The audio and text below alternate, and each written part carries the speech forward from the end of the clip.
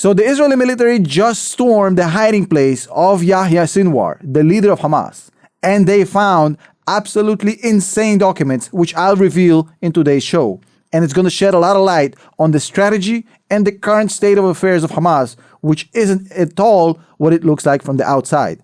Now, they found a handwritten note from Yahya Sinwar to all of his officers.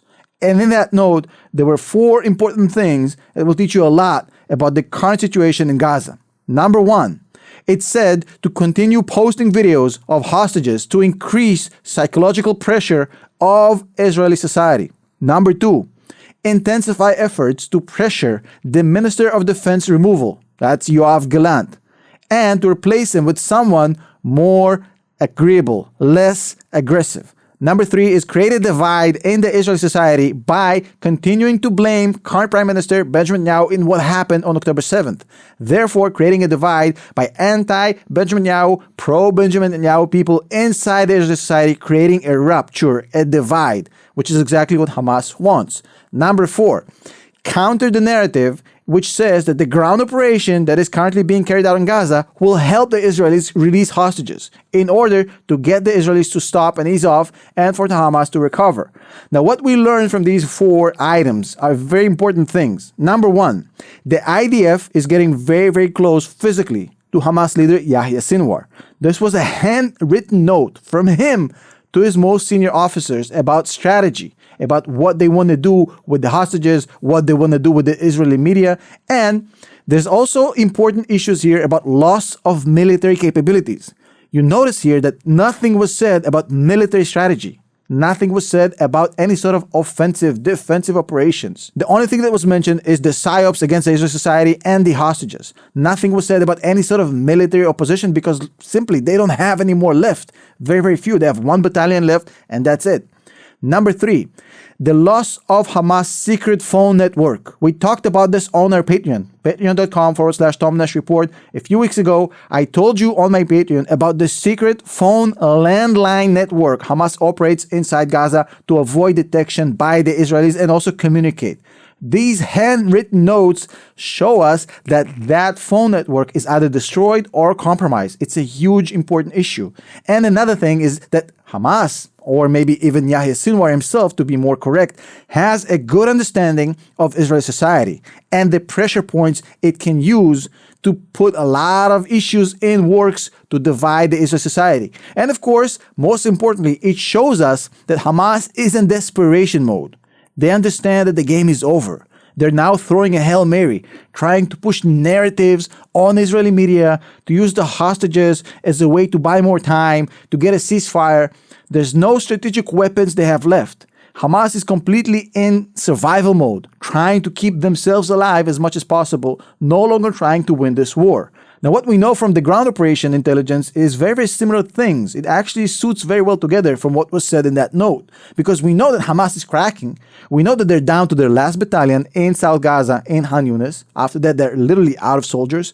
And we know they virtually are out of rockets to fire to the center of Israel.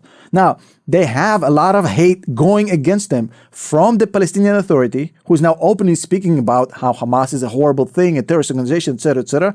And we have protests breaking out on the Gazan streets in Han Yunis against Hamas, which was something completely unthinkable just a few weeks ago, forget a few months ago. Now, it shows us that Hamas is close to the end, but it doesn't mean that the end is close. And I know it sounds weird, but trust me, I'll explain.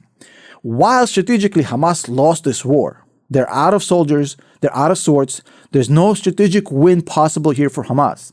At this point, any normal military general would have given up to save lives, because the people who will die from this point on, from the Hamas side, are going to die for nothing. But because Hamas has zero sensitivity for civilian death, for civilian suffering, for the death of their own soldiers, which is something they celebrate, they become martyrs. So because of that, there's no strategic defeat that will get Hamas to basically surrender. It's not going to happen. Yahya Sinwar will literally fight to the last person, to the last bullet. And he doesn't care if 2 million people die on the streets of Gaza doing it. He doesn't care. So getting to the point where they actually physically grab him and either put him in prison or kill him, whatever, it's going to take weeks and months, and it might be a very, very long attrition war from this point on. Now, it doesn't have any other ending than Israel winning, But nevertheless, it's going to take a long time. And that's the problem. Because while the Israelis have clear plans on how to proceed, they will take Han Yunis, then they will take Rafah, then they will take the Philadelphia corridor, which again is something we talked about on our Patreon. But the problem is that this whole attrition war scenario doesn't really suit well the United States' interests here. Because this administration in the United States is entering into election year. And this year, they don't want to have any mess, especially not a war in the Middle East. It's a distraction, it's noise, it needs to get rid of in any cost possible, including pushing Israel into a new hostage deal that's completely opposite to any common sense or logic, just because it's going to get a quick fix and some quiet. Now, the current deal that's being pushed by the US on the Israelis to get this thing wrapped up is absolutely mind-blowingly moronic. There's no other way to explain it. 45 days of ceasefire in return for the return of some but not all of the Israeli hostages and the release of thousands of murderers, including October 7th participants from the Israeli prisons, convicted terrorists who have killed tens if not hundreds of Israelis, and a complete resupply of Gaza with food, gasoline, and everything that Hamas needs to take away from the civilians to themselves and resupply whatever people they have to come back and fight and kill more Israeli soldiers, more Israeli civilians. Now, the US is currently dangling this carrot in front of Hamas. Now, Hamas knows they've lost this. But right now, the US is saying to Hamas, look, if you take this deal and we can force the Israelis to accept it, even if they don't want it, then this deal will make you stronger on the Palestinian street. You'll get them food, you'll get them water, you'll release a lot of Palestinian heroes, you will be much stronger on the Palestinian street. So the US is literally trying to strengthen Hamas by giving him this deal and weakening the Palestinian Authority just to get some quiet for the next 6 to 10 months in order to go through the elections. And Israel be damned, strategic alliances be damned, allies be damned, any sort of strategic thought be damned.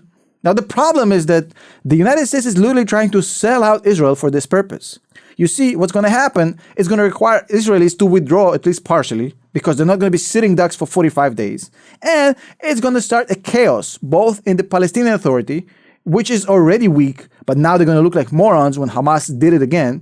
It's going to bring Hamas back to the front stage in the Gaza Street as the winners, and it's going to cause a huge rupture in the Israeli society who's going to look at this deal and say, hey, Benjamin Netanyahu, what the hell did you just do? Now, this deal is literally this: some quiet time, temporary for the US, a complete destabilization politically of Israel, and weakening Israel in the eyes of their potential partners, the Saudis, and strengthening Hamas and saving Hamas from doom by bringing it back to the Gaza Street. Now, if you've seen some bad deals in your life, you know this is one that should be in the pantheon of bad deals. I'll see you in the next one.